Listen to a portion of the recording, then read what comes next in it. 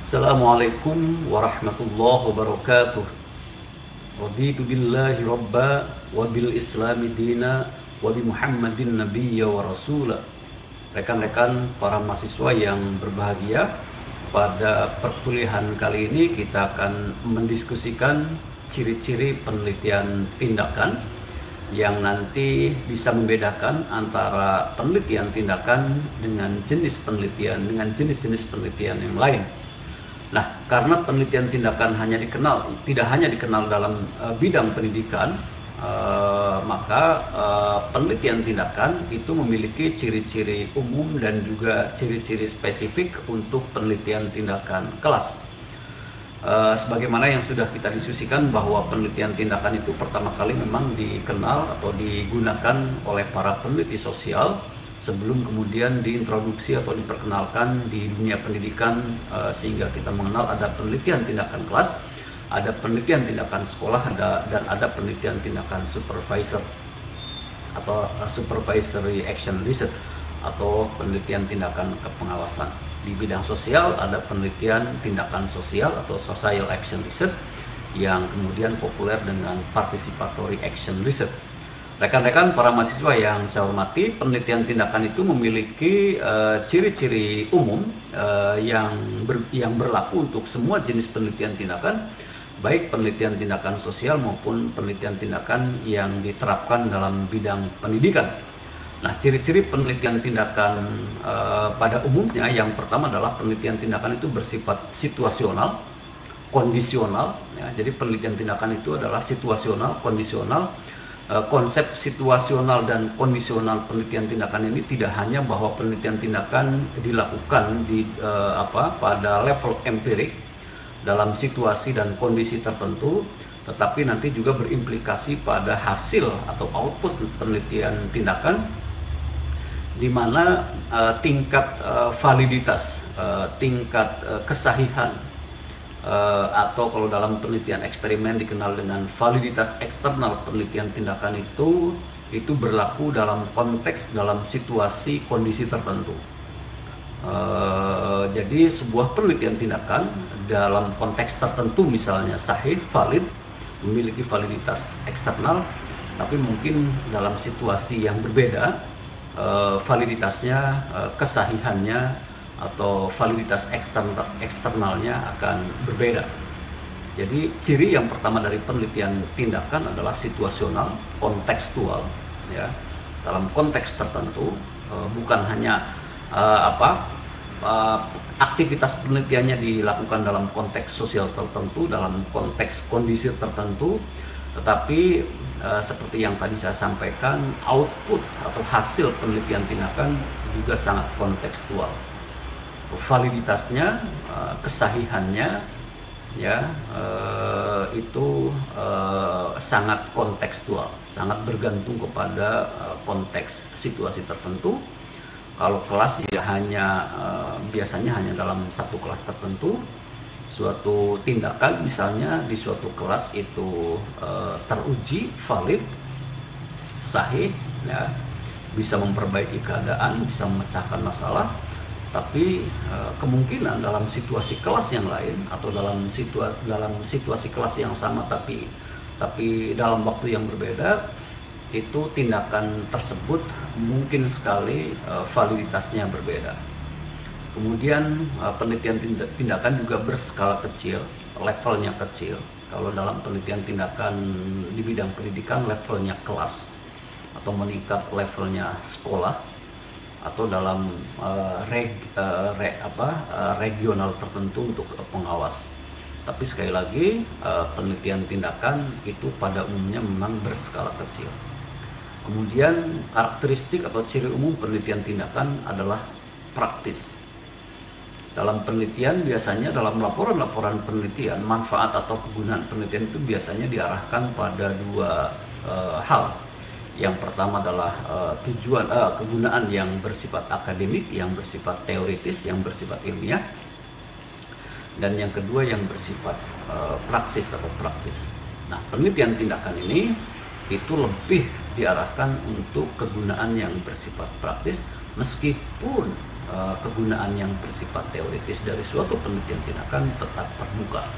Tapi pada umumnya karena karakteristiknya yang situasional, kontekstual, berskala kecil, sehingga penelitian tindakan itu lebih diarahkan untuk mencapai manfaat yang bersifat praktis.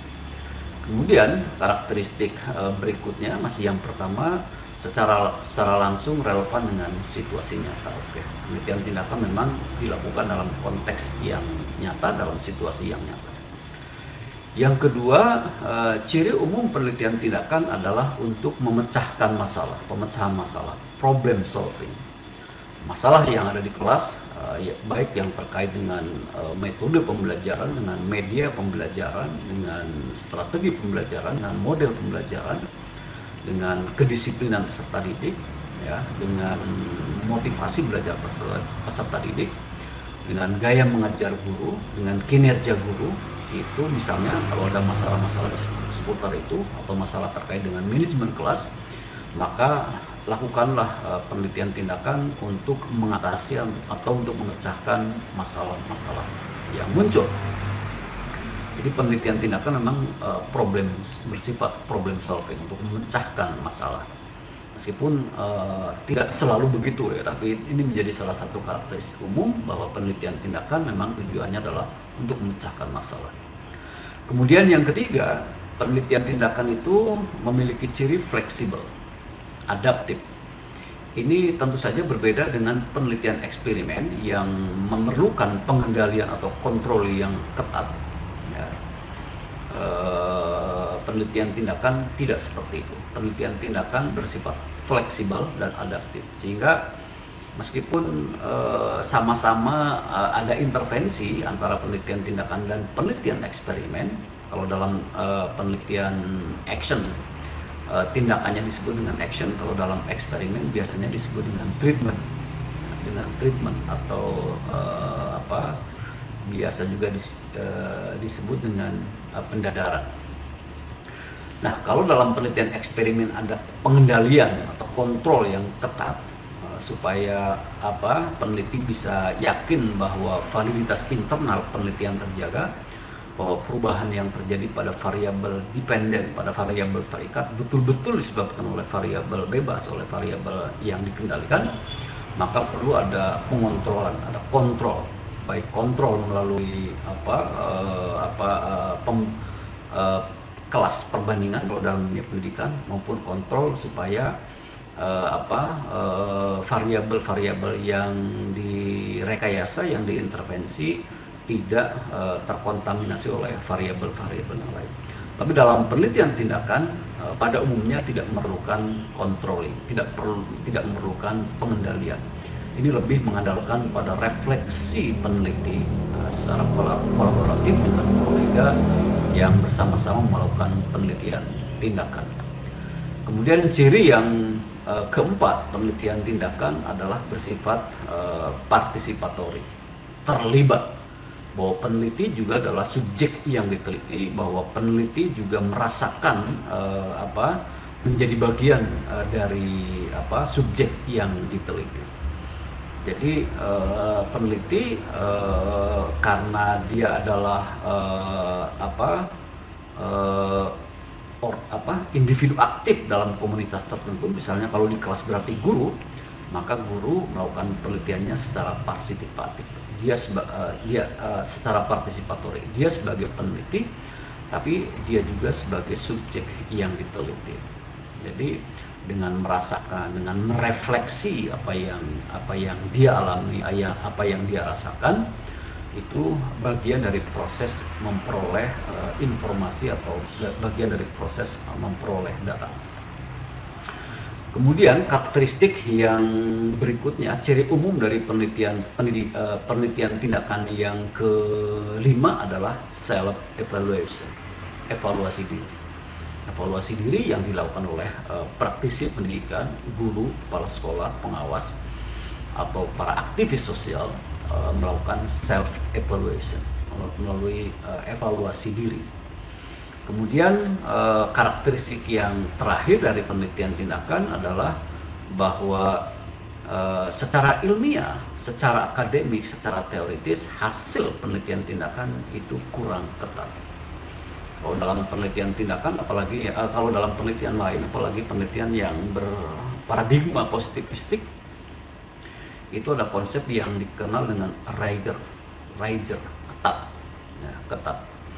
Ada proses pengontrolan, ada proses pengendalian, ya, kemudian teori-teori yang digunakannya atau teori-teori yang diujinya juga disusun sedemikian rupa sehingga betul-betul bisa menghasilkan kerangka berpikir yang koheren.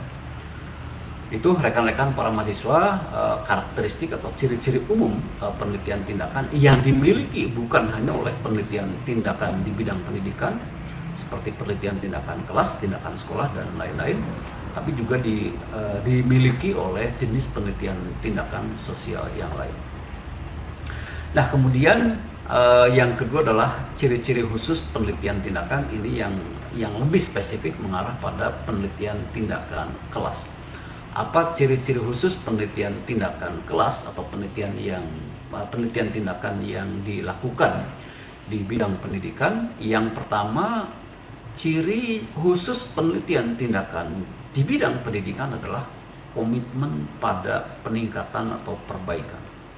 Penelitian tindakan harus dilakukan sebagai bagian dari komitmen untuk meningkatkan mutu pembelajaran, baik proses maupun hasil, untuk meningkatkan mutu kelas, untuk meningkatkan mutu karakter peserta didik, untuk meningkatkan kinerja guru, untuk meningkatkan kedisiplinan peserta didik, untuk meningkatkan kreativitas peserta didik dan guru, untuk meningkatkan kemampuan inovatif guru di kelas, dan untuk melakukan perbaikan atau penyempurnaan. Karena asumsi yang diakui bahwa tidak ada kelas yang sempurna, maka perbaikan secara berkelanjutan, penyempurnaan secara berkelanjutan itu perlu terus dilakukan oleh setiap guru. Dan tidak ada guru yang sempurna, oleh karena itu perbaikan terhadap kinerja guru, perbaikan terhadap kompetensi guru, perbaikan terhadap mutu pembelajaran yang dilakukan oleh guru itu perlu dilakukan secara terus-menerus dan berkelanjutan. Jadi ciri khusus pertama dari penelitian tindakan di bidang pendidikan adalah adanya komitmen pada peningkatan atau perbaikan. Yang kedua, ciri khusus penelitian tindakan di bidang pendidikan adalah adanya intervensi. Siapa yang intervensi? Ya, peneliti. Ya, dia mengintervensi kelas dengan variabel tertentu untuk memperbaiki, untuk meningkatkan kelas. Intervensi dalam jenis penelitian ini disebut sebagai tindakan, action. Sedangkan intervensi dalam penelitian eksperimen disebut dengan treatment atau perlakuan atau pendadaran. Jadi ada intervensi. Ini berbeda dengan penelitian deskriptif. Kalau dalam penelitian deskriptif, peneliti betul-betul hanya mengamati fakta-fakta empirik secara sistematis. Jadi tidak ada intervensi. Realitas dibiarkan apa adanya. Realitas tidak diintervensi, realitas tidak direkayasa. Tapi dalam penelitian tindakan, dalam penelitian eksperimen juga ada intervensi. Bukan yang diintervensi adalah variabel. Supaya apakah variabel tersebut bisa memperbaiki, bisa meningkatkan mutu kelas, mutu pembelajaran, dan seterusnya. Sekali lagi, intervensi dalam penelitian tindakan disebut dengan action, sedangkan intervensi dalam penelitian eksperimen disebut dengan perlakuan atau treatment. Dua-duanya adalah bentuk intervensi peneliti. Nah, intervensi ini diberikan lalu para peneliti atau peneliti mengamati apa dampak yang ditimbulkan dari intervensi yang diberikan. Dia misalnya memperkenalkan metode pembelajaran baru, berarti peneliti tersebut melakukan intervensi. Dia memperkenalkan media pembelajaran baru, berarti dia melakukan intervensi. Dia memperkenalkan strategi pembelajaran yang baru, maka dia juga melakukan intervensi. Dia menerapkan manajemen kelas yang baru, maka dia juga melakukan intervensi. Nah, melalui intervensi-intervensi yang diberikan tersebut, kemudian guru atau peneliti mengamati apa dampak perbaikan, dampak peningkatan yang ditimbulkan. Nah, kalau dalam penelitian tindakan itu ada aturan, misalnya intervensi pada siklus pertama belum mencapai target atau kinerja yang diharapkan, lalu lanjutkan pada siklus yang kedua. Kalau misalnya ternyata misalnya intervensi pada siklus kedua sudah mencapai target atau kinerja yang diharapkan, maka penelitian dihentikan. Tapi kalau belum, bisa dilanjutkan pada siklus yang berikutnya. Begitu ya. Kemudian ciri-ciri khusus penelitian tindakan yang ketiga adalah adanya tindakan yang berpengetahuan. Yang dimaksud dengan tindakan berpengetahuan adalah peneliti itu tidak boleh memberikan tindakan yang tidak didasarkan pada teori yang diakui kesahihannya oleh komunitas ilmuwan. Jadi intinya bahwa tindakan yang diberikan oleh peneliti adalah tindakan yang koheren dengan teori tertentu yang teori tersebut masih sahih. Tindakan yang berpengetahuan adalah tindakan yang bukan asal-asalan. Tindakan yang bukan asal, yang tidak asal-asalan. Tindakan yang bukan hanya didasarkan pada perasaan. Tindakan yang tidak hanya didasarkan pada asumsi seorang peneliti. Tapi tindakan tersebut harus mengacu pada teori, pada pengalaman para peneliti-peneliti lain yang pernah mempraktekkan tindakan tersebut dan teruji validitasnya. Itu yang dimaksud dengan tindakan yang berpengetahuan. Jadi tindakan berpengetahuan adalah tindakan yang didasarkan atau action yang berdasarkan pada teori, pada pengalaman para peneliti yang lain yang telah menguji tindakan tersebut dan hasilnya sahih. Ya, itu tindakan yang berpengetahuan. Jadi tindakannya bukan tindakan asal-asalan. Oleh karena itu maka dalam penelitian tindakan, peneliti perlu menelusuri, mereview teori-teori yang relevan atau hasil-hasil penelitian dari peneliti lain yang relevan, yang terkini ya, untuk melihat apakah teori tersebut, apakah peneliti tersebut telah membuktikan bahwa tindakan yang dipilih itu betul-betul tindakan yang secara teoritis bisa dipertanggungjawabkan. Ibaratnya karena peneliti akan memperbaiki kondisi, akan memperbaiki keadaan, maka peneliti itu ibarat seorang dokter. Dokter ketika memberikan resep obat, itu tentu saja resep yang diberikannya adalah resep yang didasarkan pada teori kedokteran, pada pengalaman para peneliti di bidang kedokteran yang lain yang telah membuktikan bahwa obat tersebut memang betul-betul memiliki efikasi. Obat tersebut memiliki tingkat kemanjuran yang terukur. Ya. Nah, kalau misalnya seorang dokter memberikan resep dokter tidak didasarkan pada pengetahuan, maka kemungkinan dia bisa melakukan apa yang disebut dengan malpraktek. Nah, seorang peneliti di bidang pendidikan yang memberikan tindakan tetapi tindakannya tidak didasarkan pada tindakan yang berpengetahuan, tidak didasarkan pada tindakan yang berbasis pada teori tertentu, maka dia juga disebut sebagai melakukan malpraktek. Nah, selain tindakan harus berpengetahuan, tindakan juga harus disertai dengan komitmen yang kuat, dengan keyakinan yang kuat bahwa tindakan tersebut akan memberikan manfaat pada komunitas atau pada subjek yang diteliti. Itu ciri yang ketiga dari penelitian tindakan di bidang pendidikan.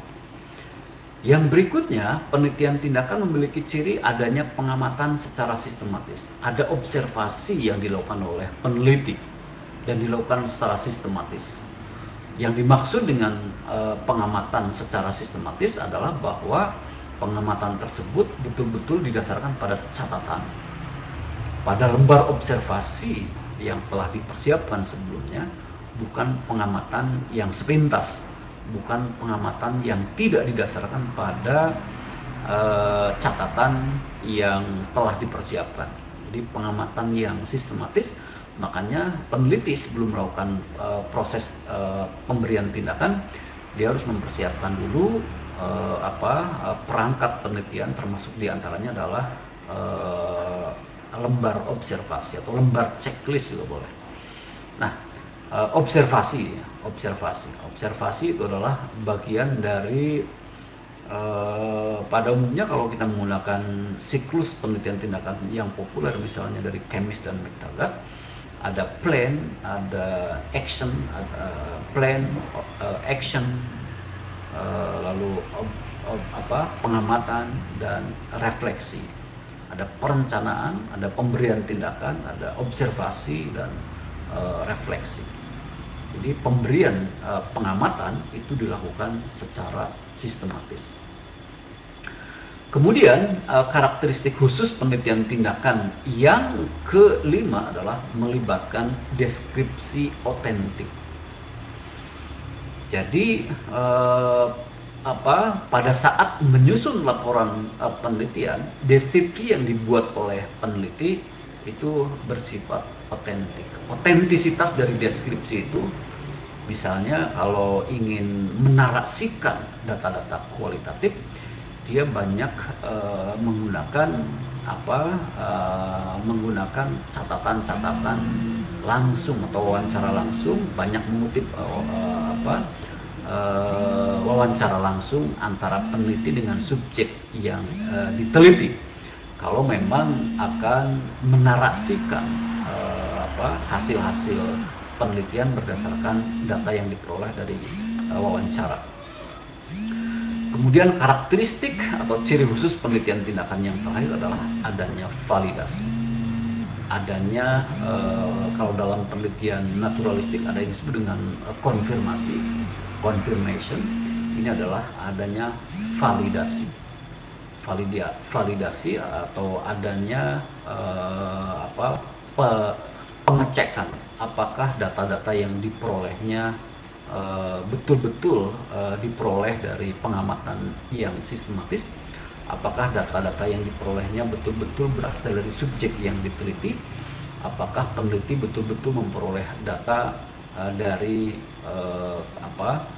responden yang diteliti, dari subjek yang diteliti.